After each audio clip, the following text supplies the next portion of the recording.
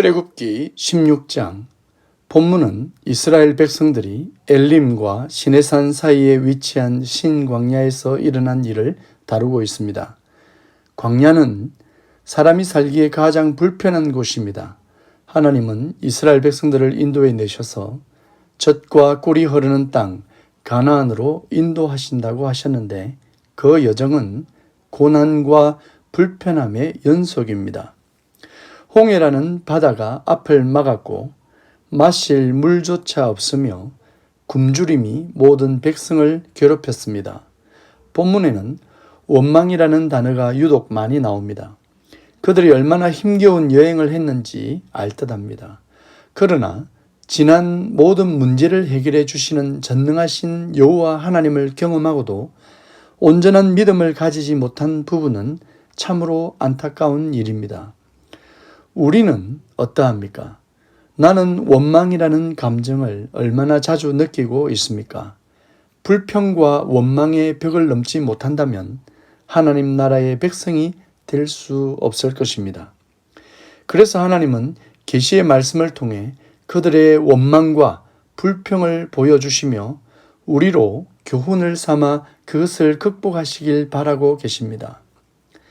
이스라엘 백성들은 물이 없는 고통을 겪고 이제는 식량이 없어서 원망합니다.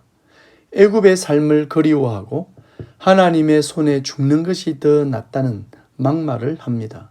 사람들은 자기가 경험하는 기분에 따라 변덕이 심합니다. 감사와 불평이 한 입에서 쏟아져 나옵니다. 하나님은 그들을 위해 항상 필요를 채워주셨습니다. 그들의 요구를 하나님은 미리 알고 계십니다. 곧 주시려고 했는데 사람들은 1초를 참지 못해 불평을 쏟아냅니다. 하나님은 이러한 일들로 우리를 테스트해보고 계십니다. 풍족하고 다 채워져 있는데 누가 불평할까요? 불편해지면, 부족하면, 궁핍하면 그때 본심이 나타나고 자기 수준이 드러나는 것입니다. 하나님은 이스라엘을 시험해 보시고 그들이 순종하는가 믿는가를 계속 확인하고 계십니다. 여러분, 당신이 하나님의 백성이라면 이러한 과정을 통과해야 합니다.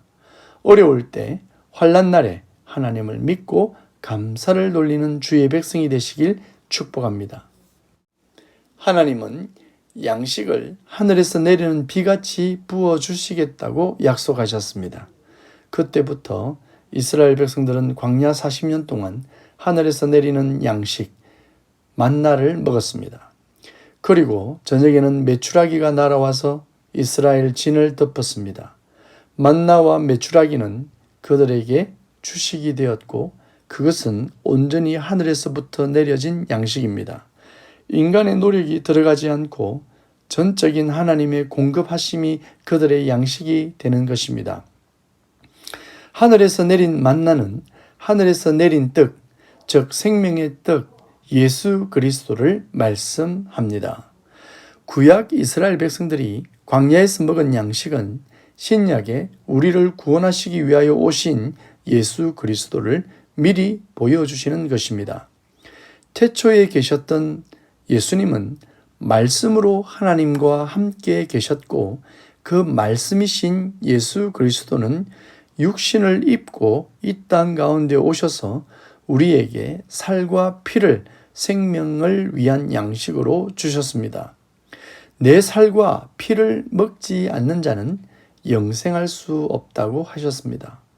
광야에서 살 수 있는 유일한 양식이 만나라면 오늘 우리에게 유일한 양식은 예수님의 살과 예수님의 피입니다. 물론 이것은 상징적인 것이니 예수님을 믿는 것이 우리에게 양식이 될 것입니다.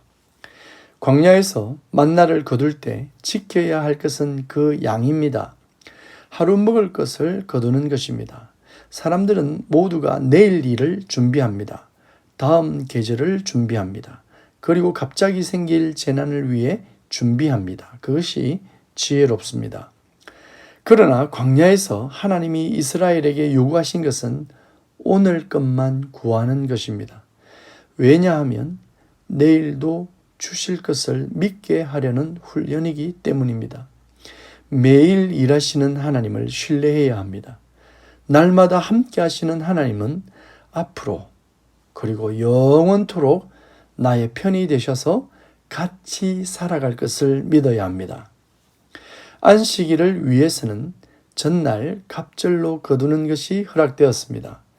참 안식을 주시려고 이스라엘의 백성들이 만나를 거두는 그 간단한 노동도 하나님은 허락하지 않았습니다.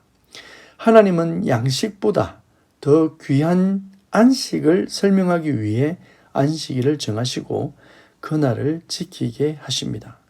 창조 후 7일이 안식일입니다. 예수님의 부활도 안식일 직후에 이루어집니다.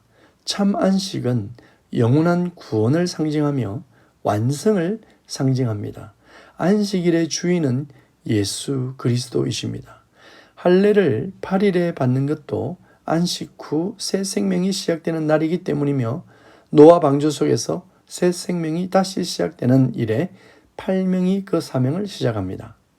안식일은 우리가 노동을 하지 않는 정도의 날이 아니라 영원한 안식, 그리고 영생, 부활, 재창조, 그리고 그 천국을 누리는 날입니다. 주일을 성수하라는 명령은 오늘도 우리에게 동일하게 주어지는 하나님의 뜻입니다. 주일 함께 보내는 성도들의 예배와 친교를 통해 영원한 하나님 나라를 경험해야 할 것입니다. 하나님은 만나를 담은 항아리와 십계명과 아론의 쌍난 지팡이를 지성소 안에 있는 언약궤 안에 두어 대대로 간수하고 기념하라는 명령을 내리십니다. 후에 성막이 완성되고 언약궤 안에는 이것들이 보관됩니다. 언약궤는 하나님의 임재를 나타내고 그 속에 있는 것들이 모두 하나님의 은혜와 특히 오실 예수 그리스도를 상징하고 있습니다. 또한 만나와 십계명 그리고 쌍난 지팡이는 이스라엘의 죄와 깊은 관계가 있습니다. 이스라엘의 죄의 문제를 해결하실 분은 오직 예수 그리스도이심을 동시에 알려주고 있습니다. 우리는 오늘 무엇을 먹을까? 메뉴를 보고 무엇을 먹을까 고민합니다. 그러나 내가 오늘 구해야 할 메뉴는 단 하나뿐인 음식 만나입니다. 하나님의 말씀입니다. 그 말씀의 엑기스는 예수 그리스도이십니다. 그 예수님을 영의 양식으로 먹을 때 우리는 아름다운 열매를 맺게 되며 그 열매는 영생이고 안식입니다. 평안함이 없는 자, 안식이 없는 자는 이 땅의 음식을 잠시 멈추고 만나를 구하시길 축복합니다.